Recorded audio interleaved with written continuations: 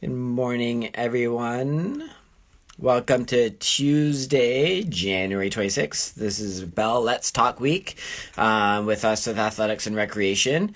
And hello, just going to wait for Caroline coming in. It's a snowy Tuesday. And today we're going to be talking with one of our counselors. She's just coming in here now. There we go. So she's just joining in us right now. Let's see if she comes in. Hi, everyone. Hi, Caroline. How are you? Hi, Stephen. How are you? Nice to I'm meet you. Nice to meet you. Yeah, yeah. Hopefully you're doing well. And good. Yeah. Yeah, yeah, Snowy Tuesday today, so yeah. uh, get it. Winter is my favorite season. I love the snow. I'm so Yeah, thrilled. I'm so yeah, thrilled to see it. Yeah. yeah. Me too. The boys are. I have two little boys. They're looking forward to going sledding again. My daughter is going to be 2 in March, and so this will be her first snow where she can really get in it. So I'm really excited for her. Yeah, Yeah, fun yeah. age. Yeah. So welcome for joining us today. I was just kind of Thanks. so I'll officially introduce myself. So my name's Steve Kopas. I'm the athletic therapy coordinator with Seneca. Yeah. And I also coordinate our Seneca varsity dance team as well. Oh. And joining me today, everyone, is Caroline Larocque. Hmm. So she's a counselor of sexual assault and advocacy at Seneca College. She's been with Seneca since 2016 and Hmm. has 10 years of experience working in post-secondary education. So her current role with Seneca right now is to provide trauma-informed counseling support to survivors of gender-based violence, as well as personal counseling support to other students at Seneca. So welcome, Caroline, for joining us and talking to us today about one of our topics for Bell Let's Talk Week is taking care of yourself and others. So Yeah. this is an important week, and so I'll kind of jump into some questions for you and Sure. from there. So taking care of yourself is important. So why is focusing intentionally on taking care of yourself important? So I think the thinking of it, the word intention is really important. Mm-hmm. So things don't happen by accident when it comes to self-care and focusing on taking care of yourself. And so when I talk about intentionality, what I'm talking about is being really purposeful and concrete in the things that you want to do and recognizing the things that you need. Mm-hmm. I think self-care is a beautiful, magical, abstract idea, but is a little bit harder to implement and practice. And so when I think about self care and taking care of yourself, it's kind of taking the strange out of it and being really specific as opposed to being this general idea of like, I guess I should care for myself, but what does that actually mean, right? And so it's about thinking of the different dimensions of you and the different dimensions that you feel like you might need to tap into. So is it like spiritual self-care? Is it physical self-care? Is it social self-care? Is it emotional, psychological? All of those pieces are really important to focus on. And so, if I think about having an intentional practice to take care of myself, it's like this constant process of like asking myself, reflecting, and then implementing. So I ask myself, like, am I enjoying my week? Like, do things mostly feel good for me in the week?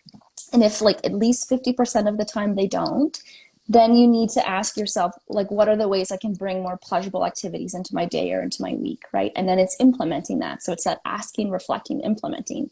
Mm-hmm. If I think about my physical health, so like physically taking care of myself, which is 100% your like realm of the house, right?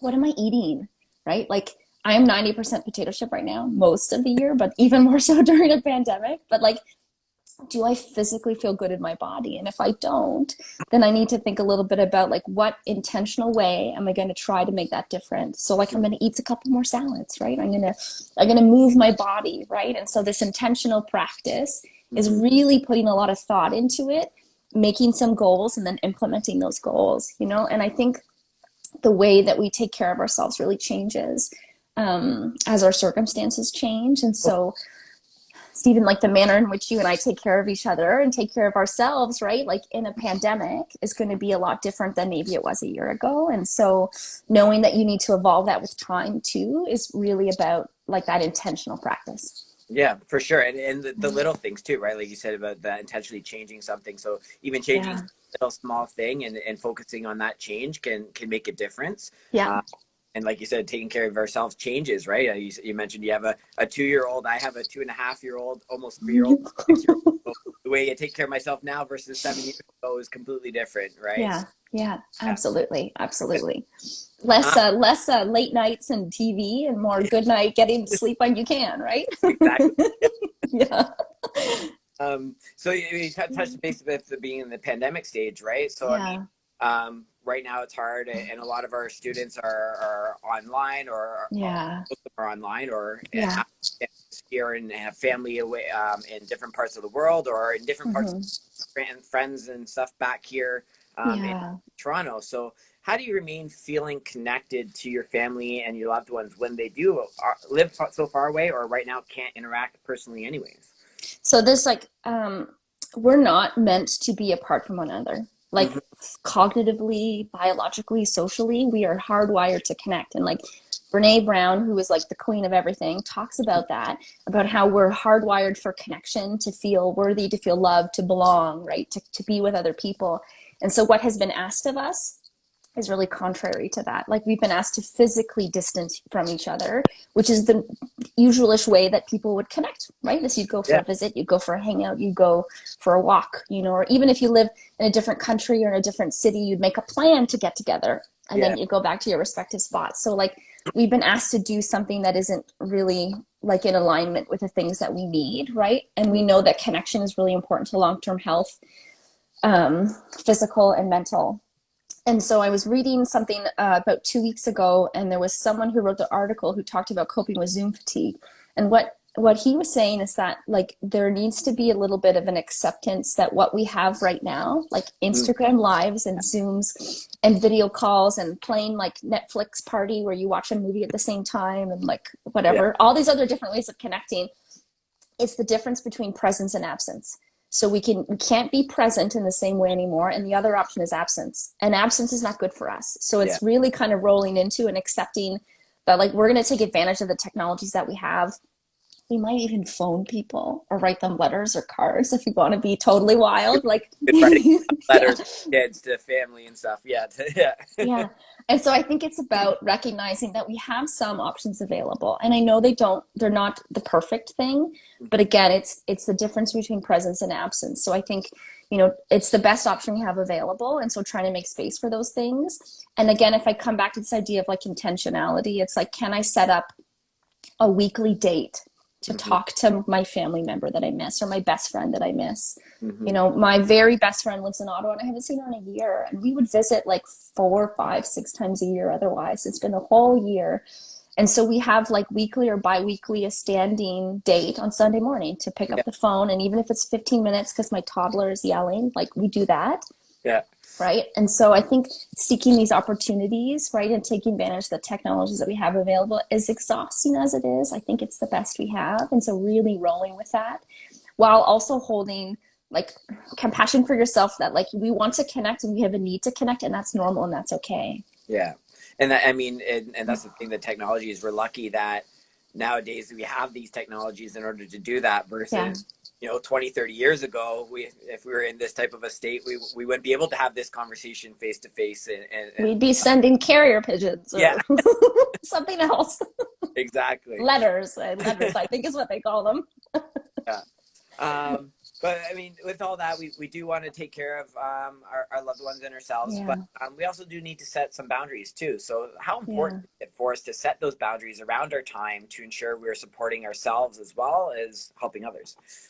Yeah, I think boundaries is like my favorite word Mm-hmm. in the dictionary. I like talking about them. I like thinking about them. Not always so great at setting them. I'm not going to lie. Mm-hmm. I think Hard. boundaries are very hard to do. Boundaries are really important for like any relationship you have in your life, whether it's like a stranger, a loved one, a family member, a friend, a coworker, you name it. So I think the need for boundaries hasn't necessarily changed, with a pandemic per se. But I think boundaries are really important because no one's going to set them for you. Like you really need to set them on your own. And I think, we've all been kind of thrust into everything at home, right? So like I eat at home, I work at home. If I'm a student, I study at home, I shop at home, I Yeah. socialize at home. Yeah. Everything's at home, right? And so recognizing that like maybe the time that I'm allocating to different things, because it's all in this home zone, can become kind of porous. Like, and my boundaries can become kind of porous. So I find myself checking my email on a Friday night, Yeah. going in on Saturday morning to be like, I wonder if my student emailed me back, which is good, but also not good, right? Yeah. And so I think because we're in a situation where we're less boundaried, we need to be even more careful of them and putting those things in place, and really trying to recognize, am I spending too much time on this thing versus too much time on another thing?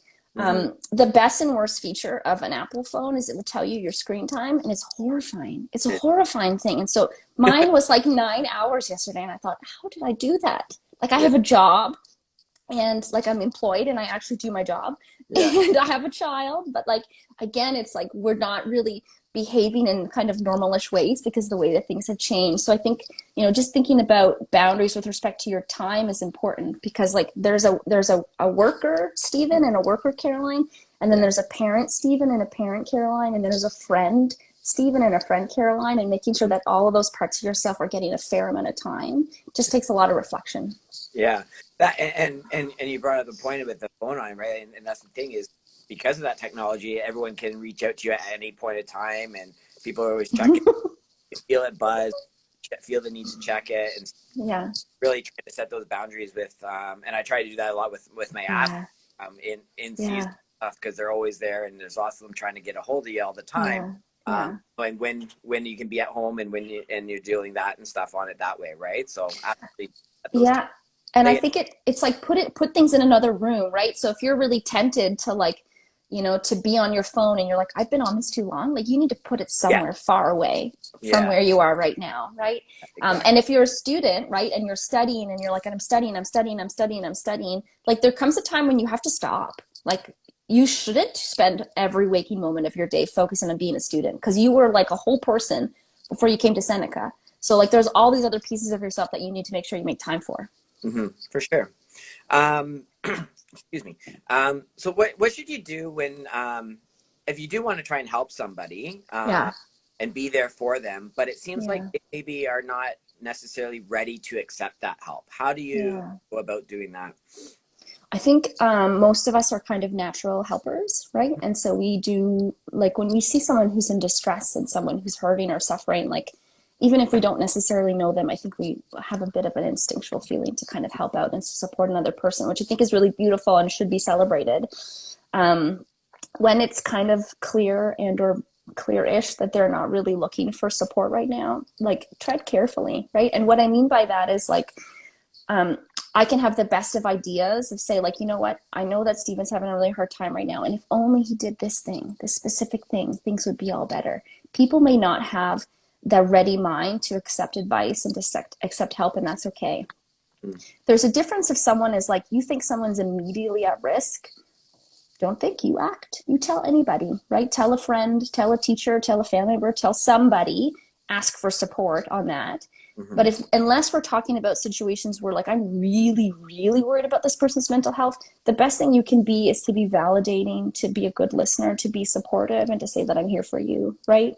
And that when you're ready to have a conversation, to talk about options and ways that I can support you, we can do that, but we also don't have to do that today, right? And it's really creating like a non-judgmental space of openness, because then the person is more likely to come back to you when they are ready to talk, right?